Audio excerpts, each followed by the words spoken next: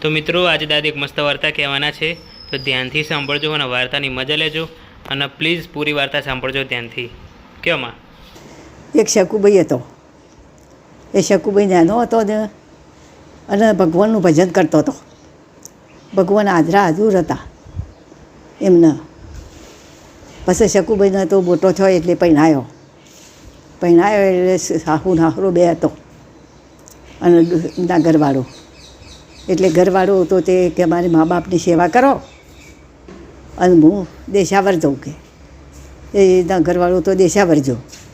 અને હાહુ વકર હતી તે હાહુ અને કોમ કરે તો એ પણ મારે ધોકો લઈને મારે. એક એમ કરતાં કરતાં થોડા દાડા થયા એટલે સાધુ આવ્યા. સાધુ કે શકુભાઈ હેડો કે તીરથ કરવા જવું હો. પણ શકુભાઈ તો એની હાહુએ થોભલો બોધી કાઢ્યો. હવે કેવી રીતે જોઈ થોભલો બોધી કાઢ્યો એટલે ભગવાનને ખબર પડી. એટલે ભગવાન બેઠા ચણીઓને ચોળી પહેરવા. શકુભાઈનું રૂપ લઈ લીધું. શકુભાઈનું રૂપ લઈ અને ચણીઓને ચોળી પહેરી ઓઢણું ઓઢ્યું. એટલે બધા ઘરવાળો પૂછવા માંડ્યો કે ભગવાન કેમ આવું તમે કર્યું? એ કે મારે શકુભાઈના ઘેર જવાનું છે. એ શકુભાઈ મને બહુ મોન હશે અને એમને જાત્રાએ જવાનું છે. તે કે હાહુ એ તો કે થોભલો બોધ્યો છે. કેવી રીતે કે મારે એ મોકલવી? જાત્રાએ તો મોકલવી જ પડશે કે. એટલે ભગવાન સળીઓની ચોળી પહેરી ઓઢણું ઓઢી અને શકુભાઈનું રૂપ ધારણ કરી અને શકુભાઈના ઘેર જાય. શકુભાઈને કીધું કે તું પોળીનું બેડું લઈ અને આવજે. પેલું થોભલું તો છૂટી ગયું દોયડું. ભગવાન હોય કે તો છૂટી જાય કે એ છૂટી ગયું દોયડું. એટલે પેલી ભાઈ પોળીનું બેડું લઈ અને હેડી.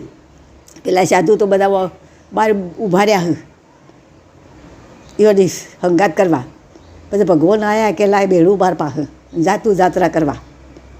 એ ભગવાન બેડું ભરી અને પેલી ભાઈ તો જાત્રાએ જઈ પેલા સાધુઓને હારી. અને શકુભાઈ તો જાત્રાએ જો અને ભગવાન શકુભાઈનું રૂપ લઈ ઘેર જ્યાં પોણી ભરીને અને રોધીને ડોસી ડોહાને ખવડાવું પીવડાવું. એટલે ડોસી ડોહો ખાવા બે કે એક ડોહો કે આ તો શકુભાઈને કેવું રોધ્યું હકે કે શકુભાઈ સરસ રોધ્યું હકે કે મજા આવે એવું ખાવાનું હકે. તે શકુભાઈ તો રોધી નાલે ખવડાવે પાણી ભરી આવે ભેંસ દોવે વલોણું કરે. પછી હુઈ ને ડોસી ડોહો એટલે એના બેના પગ દબાવે અને પછી હુઈ જાય. એમ કરતાં કરતાં 100 મહિના થયા. 100 મહિના થયા એટલે શકુભાઈ તો આ પછી જાત્રાએ તો આવે જ કે. પછી શકુભાઈ જાત્રાએથી આવ્યા દા ભૂલી બહુ.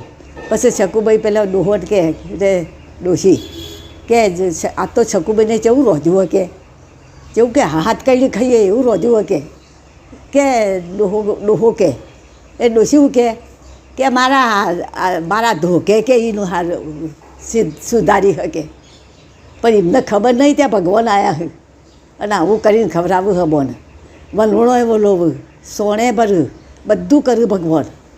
એમ કરતાં કરતાં 100 મહિના થાય એટલે શકુભાઈ આવ્યો.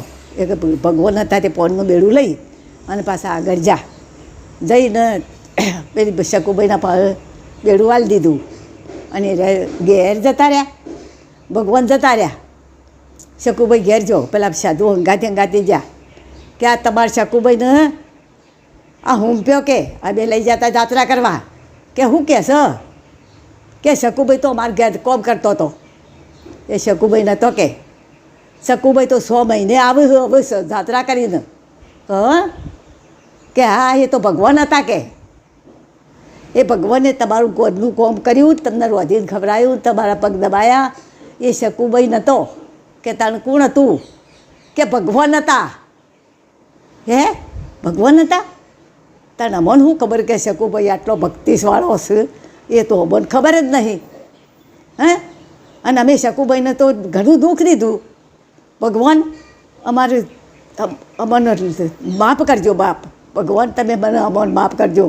મારી શકુભાઈ આવી છે આવી જાત્રાવાળી અને શકુભાઈને રાખ્યો, બધું ખાધું પીધું અને મજા કરી અને ગોખલા ગોટી વાત બોટી બાયો ઉભો ને વાત કહીશું પર મસ્ત વાર્તા કીધી હો માં, મસ્ત. તો મિત્રો, દાદીની આ વાર્તા તમને ગમી હોય તો પ્લીઝ લાઇક કરજો, શેર કરજો અને દાદી માટે એક સબસ્ક્રાઈબ કરી દેજો પ્લીઝ. તો ચલો મળીએ એક નવી વાર્તા સાથે નેક્સ્ટ વિડીયોમાં. આવજો. દાદી પહેલાંથી તૈયાર આવજો કહેવા.